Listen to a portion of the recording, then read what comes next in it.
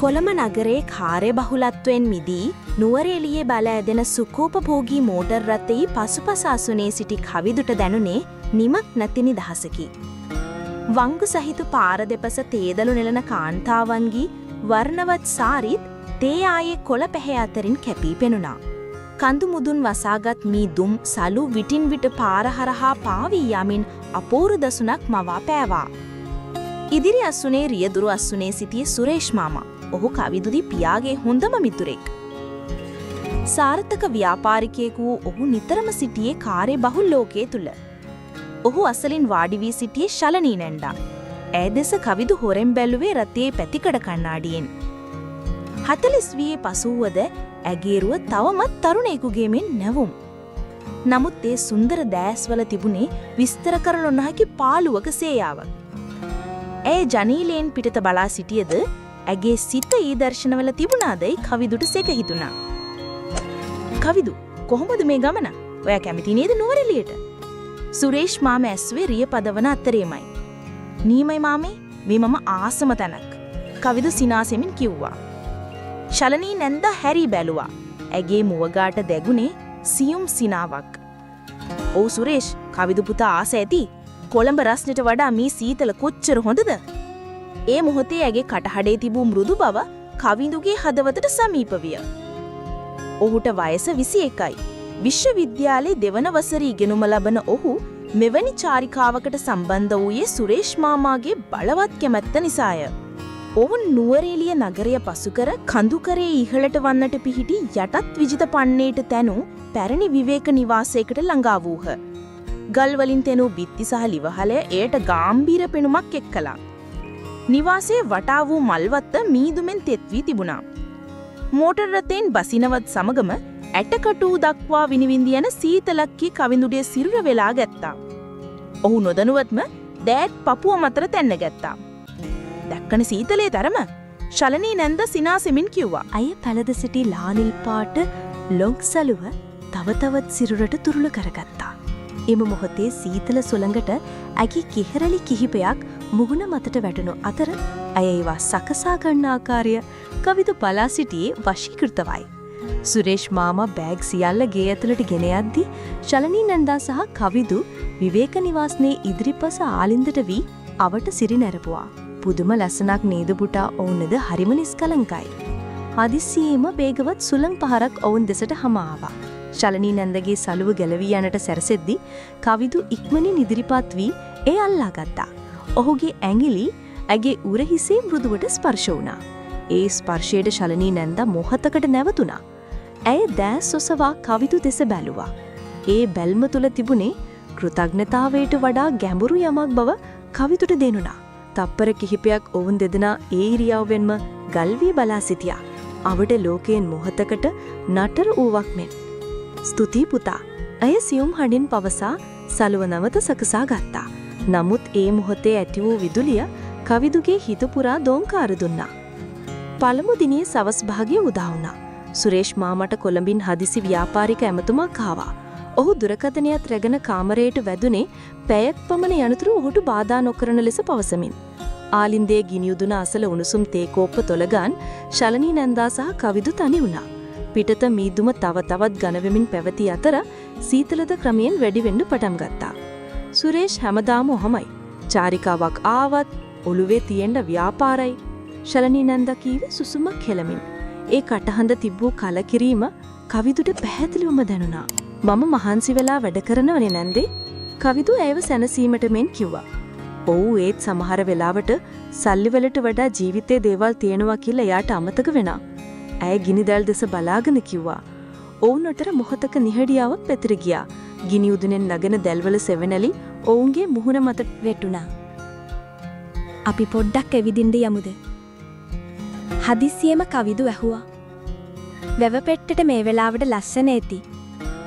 ශලනී නැන්දා පුදුමයක් මෙන් ඔහු දෙස බැලුවා. ඉන්පසු ඇගේ මුහුණේ සියුම් සිනාවක් ඇදුණා. "හොඳ අදහසක්. මේ නිවසන හිර වෙලා ඉන්නවට වඩා ඒක හොඳයි." ඔවුන් දෙදෙනා ඝනකම් කබා පැලඳගෙන නිවාසයෙන් පිටතට පැමිණියා. සුරේෂ් මාමට නොදැනෙන්නට නිහඬවම ඔවුන් වැව අසලට පිය නැගුවා. වැවට යන පාරේ විදුලි ලාම්පු දැල්වී තිබුණත් මිදුම නිසායේ එළියේ පෙට්ටිර තිබුණේ අභිරහස් අන්දමින්. මිනිසුන් සිටියේ ඊටමත් අඩුවෙන්. වැවෙන් හමා සීතල සුලග ඔවුන්ගේ මුහුණ සිපගත්තා. මට නම් හොඳටම සීතලයි. ශලනි නැන්දා දත් මිටිකමෙන් කිව්වා. කවිදු මොහොතක්වත් නොසිතා තමන්ගේ කබාය විවෘත කර ඇයව තමා වෙතට ලං කරගෙන කබායේ එක් පසකින් ඇය වසාගත්තා. දැන් ඔවුන් දෙදෙනා ගමන් කරමින් සිටි එකම කබායක උණුසුමට මුවාවී. උරෙන් උර ගැටෙමින්. ශලනි නැන්දාගේ හිස ඔහුගේ උරහිසට ඉතා ආසන්න විය. ඇගේ සුවඳ විලවුන් සුවඳ සීතල වාතය හා ඔවුන්ගේ නාස් පුඩු පිරවිය. ඔවුන් කිසිවක් කතා නොකර නිහඬවම ඇවිද ගියා. නමුත් ඒ නිහඬියාව තුල වචන දහසක අර්ථයක් සැගවී තිබුණා. ඇගේ සිරුරේ උණුසුම කවිඳුට දැඩිව දැනුණු අතර ඔහුගේ හදවතේ ගැස්ම වෙනදට වඩා වේගවත් වුණා. වැව අසල මීදුමෙන් වට වූ තරමක අඳුරු කොනක පිහිටි බංකුවක ඔවුන් වාඩි වුණා. ඈතින් පෙනෙන නගරයේ ආලෝකය මීදුම් අතරින් බොඳ වී දිස්සුණා. කවිඳු ඇය ඔහුගේ නම කොදුරලෑද නැත්නම් ඒ ඔහුගේ සිතේම මැවුණාදැයි ඔහුට විශ්වාස නැහැ. ඔහු ඇය දෙසට හැරුණා. ඇගේ දැස් දිලිසෙමින් තිබුණා. සීතලට රතු ඇගේ දෙතොල් තරමක් විවර වී තිබුණා. කවිඳුට තමා පාලනය කරගත නොහැකි වුණා. ඔහු සෙමෙන් ඇය දෙසට නැඹුරු විය. ශලනි ඇන්දා ඔහුව වැළක්වුවේ නැත. ඇය දැස් පියාගත්තා. කවිඳුගේ දෙතොල්ලගේ දෙතොල් මත මුදුවට තැවරෙනවත් සමගම ලෝවම නතර වූවක් මෙන් ඔහුට දෙනුණා. ඇය උණුසුම් මෘදු හා තහනම් සිප ගැනීමක් විය. තප්පර කිහිපයකට පසුව ඔවුන් එකිනෙකාගෙන් ඈත් වුණා. අපි වැරද්දක්ද මේ කරන්නේ? ශලනි නැන්දගේ කටහඬ වෙවුලමින් තිබුණා. කවිදු ඇගේ සීතල අතක් තම දෑතට ගත්තා. මම දන්නේ නෑ නැන්දේ. ඒත් මේ මොහොතේ මට දැනෙන්නේ මේක හරි දෙයක් වගේ. ඔවුන් නැවත නිවාසය දෙසට ඇවිදගෙන ආවේ අලුත් රහසක් හදවත් තුල සංගවාගෙන. ඒ රහස නුවරඑළිය සීතලට වඩා උණුසුම් එකක් විය. රාත්‍රී ආහාරය නිහඬ එකක් වුණා. සුරේෂ් මාමා දිගින් දිගටම ඔහුගේ ව්‍යාපාරික කටයුතු ගැන කතා කර අතර ශලනි නැන්දා සහ කවිදු වචනයක් දෙකක් කතා කර නිහඬ වුණා. ඔවුන් දෙදෙනාගේ දැස් විටින් විට එකිනෙකා හා ගැටුණද ඒ බැල්ම ඉක්මනින් ඉවතට ගැනීමද දෙදෙනාම වග බලා ගත්තා. රාත්‍රී 10 පමණ වෙන විට සුරේෂ් මාමා වෙහෙසට පත්ව නින්දට ගියා. පිහිට සීතල තවත් දරුණු වී තිබූ අතර සුළඟේ විලාපය ජනිල් පියන්පත් අතරින් ඇසෙන්න පටන් ගත්තා. කවිදුට නින්ද ගියේ නෑ.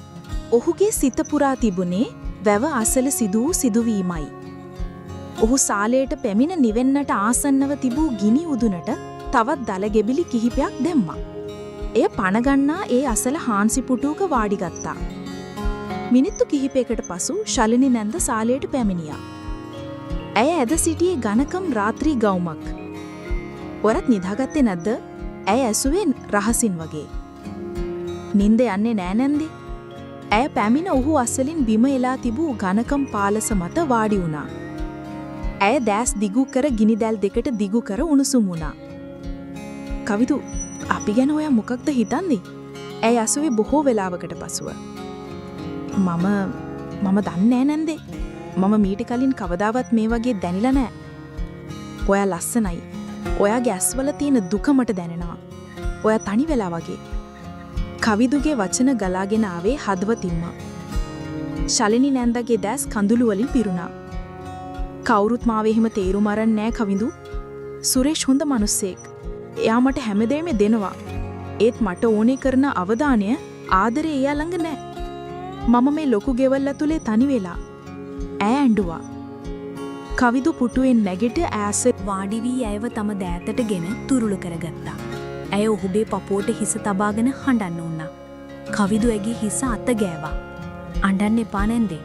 මම ඉන්නවා." ඔහු එසේ පැවසූ පසුව ඇය හිස ඔසවා කඳුළු පිරුණු දෑසින් ඔහු දෙස බැලුවා. ඒ මොහොතේ ඔවුන් දෙදෙනාටම තමන්ව පාලනය කරගත නොහැකි වුණා. ඔවුන් නැවතත් සිපගත්තා. මෙවර පළමුවරට වඩා ගැඹුරු ආශා පිරුණු එකක් වුණා. ගිනි උදුලේ රත්පැහැ ආලෝකය ඔවුන්ගේ සිරුරු මතට වැටී තිබුණු අතර පිටත ලෝකයේ සීතල ඔවුන්ට අමතක වෙලා තිබුණා. ඔවුන් එකිනෙකාගෙන් වෙන් වූයේ ඈතින් නැසුණු බල්ලෙකුගේ උඩුබිරීමේ හඬින්. ඔවුන් සිටින්නේ කොතැනකද? ඔවුන් කරන්නේ කුමක්ද යන්න යලිත් සිහියට නැගුණා. අපි ඉක්මනින් නිදාගන්න යමු ශල්නි. නැන්දා වෙවුලන හඬින් කිව්වා. ඔවුන් දෙදෙනාම නැගිට තම තමන්ගේ කාමරවලට ගියේ තවත් එක් කුණුසුම් රහසක් හදවතේ සඟවාගෙන. ඒ රාත්‍රියෙන් නූරේලියේ සීතලට වඩා ඔවුන්ගේ හදවත්වල ඇවිලුණු ගින්දර ප්‍රබල විය. පසුදා උදෑසන ඔවුන් තේවත්තක් නැරඹීමට පිටත් වුණා. හිරු එළිය මිදුම් අතරින් පිරීගෙන එමින් තිබුණද සීතල නම් අඩු වී තිබුණේ නැහැ.